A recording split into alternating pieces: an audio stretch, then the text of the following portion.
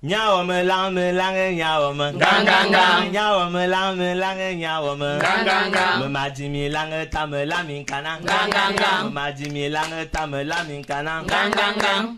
Ndiam, la rivière de la vie. Ndiam, river of life. Ndiam mayo gendam. Ndiam, oswejave ening.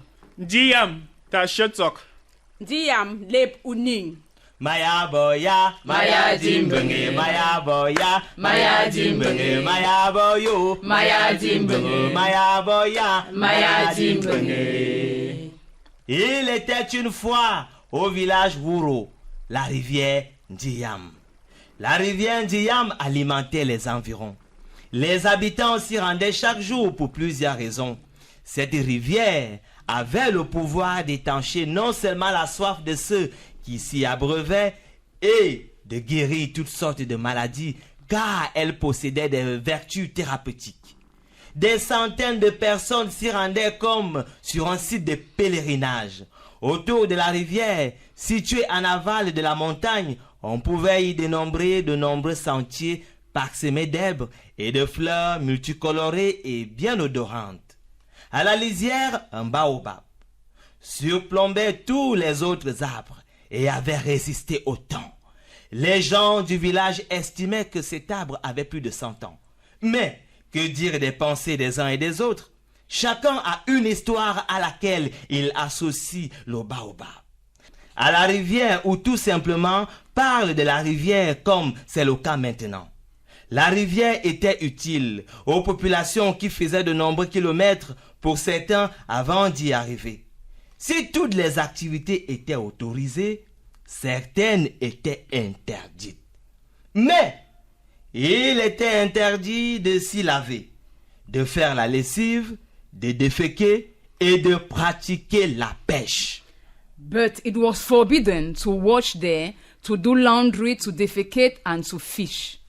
Amma ɓe kaɗi ko moye yiwugo, lallugo limsel, buugo, wawago nder maayo ngo. Venga beti, teke woban, teke sobebi so, teke sobebi ye, ngeke yobe kos.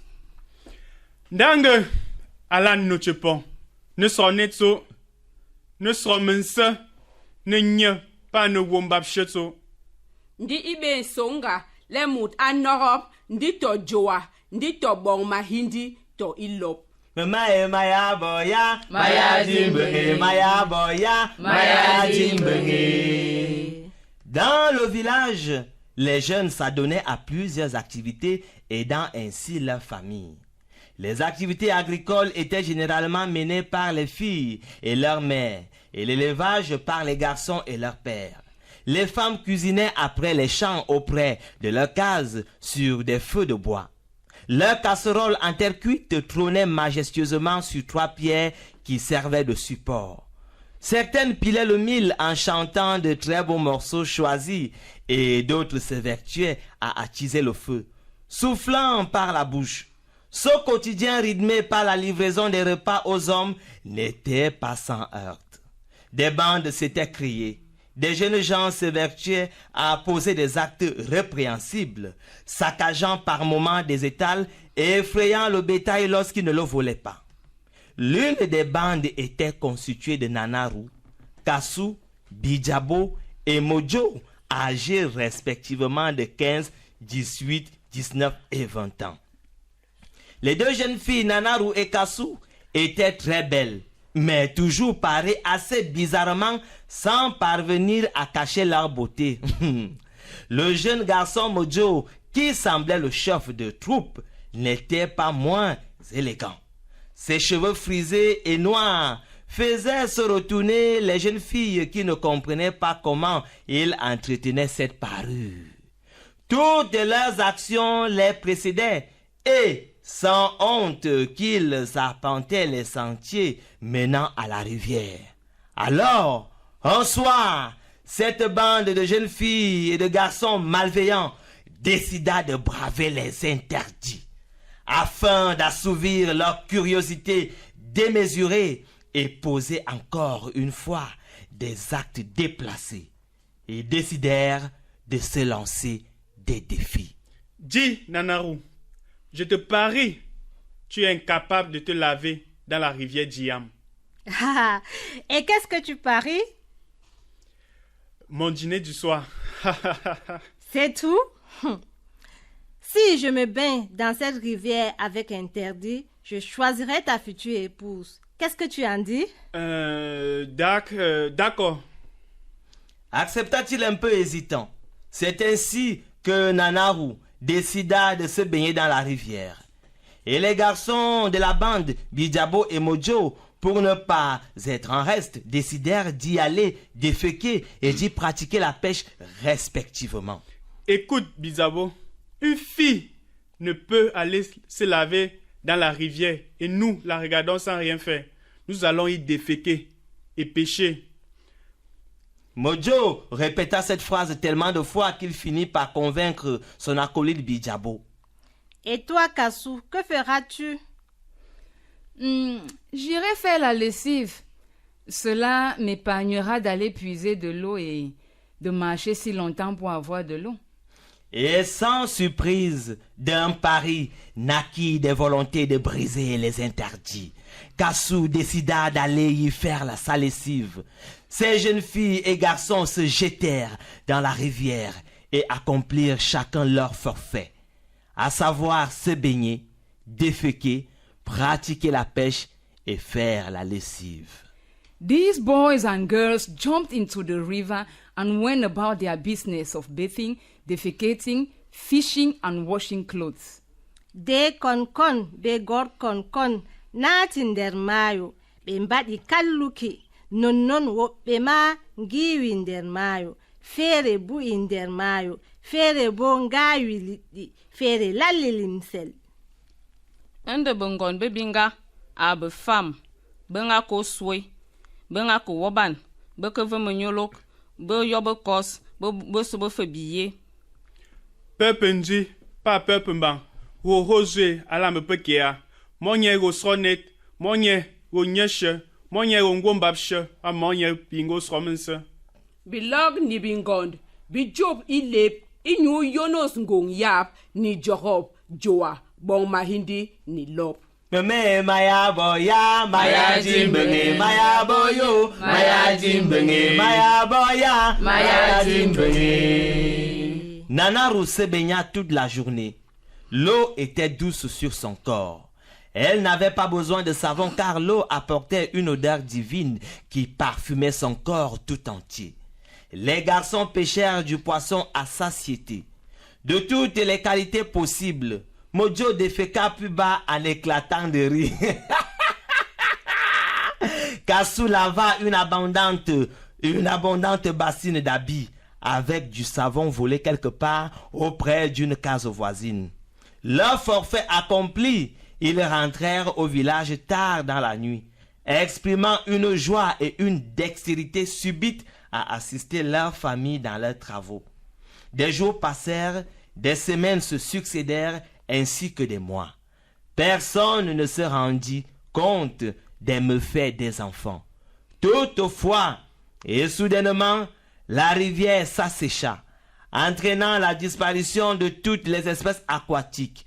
La flore et la faune aquatique, les villageois se plaignaient. Biaya boya, biaya bo, biaya boya, biaya bo, biaya boya, biaya bo. Quel malheur! Quelle tragédie, mon Dieu! Où sont nos poissons? Regardez comment notre baobab s'est flétri. Ses feuilles sont toutes tombées. Oh, les animaux ne viennent plus s'abreuver. Non, ils ne peuvent plus boire dans la rivière. Qu'allons-nous devenir? Les plaintes fusaient de toutes parts. Les femmes, les hommes et les enfants étaient inquiets. Pas que les villageois qui se plaignaient. Cette sécheresse soudaine entraîna aussitôt des lamentations généralisées des arbres et arbustes du village. Comment mes racines tireront-elles des nutriments de cette terre desséchée et aride? Où se poseront les oiseaux, si beaux, Mes branches se fanent. Voilà quelques lamentations des arbres qui ne pouvaient dire aux humains ce qu'ils avaient vu. Les cris de détresse des bébés, des espèces animalières de par le village et les plantes n'eurent pas la force de se plaindre pour longtemps. Elles moururent. Elles moururent sans pouvoir compter ce qu'elles avaient vu ce jour-là. Elles ne purent exprimer leur panique quant au jour à venir qui s'annonçait encore plus difficile. Iye biaya boya, biaya bo, biaya boya, biaya bo, biaya boya, biaya bo. Ce fut donc le commencement d'une grande catastrophe dans le village Wuro. Il y eut alors une famine accrue, des maladies sans cesse, et plus de la moitié des habitants ne purent survivre face à ce drame. Mon mari vient de décéder. Je n'ai pas pu trouver une herbe pour le sauver. Oh, Mes enfants et moi ne pouvons plus cuisiner et encore moins manger, mon Dieu. Plus de plantes, plus de bois, rien, rien de rien, Seigneur. Les villageois se demandèrent ce qui s'était passé, car la situation ne changeait pas. La bande Amodjo ne pipait mot. Alors, les hommes, les adultes, les vieillards qui étaient encore en vie se regroupèrent sous les restes du baobab. Tout maigres, les côtes saillantes, la barbe et les cheveux hirsutes, ils débattirent longuement. Je suis sûr que quelqu'un a bravé les interdits. Mais tout le monde, même nos enfants les plus délinquants, ont toujours respecté la rivière. Je vous ferai remarquer que la bande Amedzo n'était pas au village toute une journée avant que cette pandémie ne survienne. Vous savez très bien qu'ils sillonnent souvent les artères du village, dérangeant ceux qui sont sur leur passage. Or, ce jour-là, tout était calme. Que faire? Nous n'avons pas de preuves et encore moins de témoins. Le patriarche se leva et déclara. Bonjour, cher peuple de la forêt. Mes enfants, nous ne pouvons plus rien faire pour nos arbres, pour nos enfants, pour nos frères et sœurs décédés. Iye biaya boya, biaya bo, biaya boya, biaya bo. Les arbres semblaient acquiescer à ce discours. Certains firent tomber leurs branches pour accepter ce discours de sagesse. Le patriarche paracheva son discours car, avec son allure qui représentait son ancienne force et assurément sa connaissance, nul ne pouvait discuter la véracité de ce qui allait suivre. Population de Wuro, nous pouvons découvrir si la bande Amedzo qui nous a causé tout ceci. Écoutez, la rivière est desséchée, mais son pouvoir n'est pas totalement anéanti. Nous apporterons ici même demain et à la tombée de la nuit une calebasse d'eau. Nous collecterons toute l'eau qui reste dans nos cases, de l'huile de palme, un coq blanc, l'arbre de paix et des branches de raffia pour effectuer un rite. Ce rite purifiera la rivière en punissant les coupables qui refusent de se dénoncer. Si j'ai mal parlé, je reste à l'extérieur. Tu as tout dit, Père. Nous ferons comme tu l'as convenu. Ta sagesse est grande. Ils se séparèrent sur cette décision du patriarche. Ils rentrèrent chacun dans sa case, dans sa famille.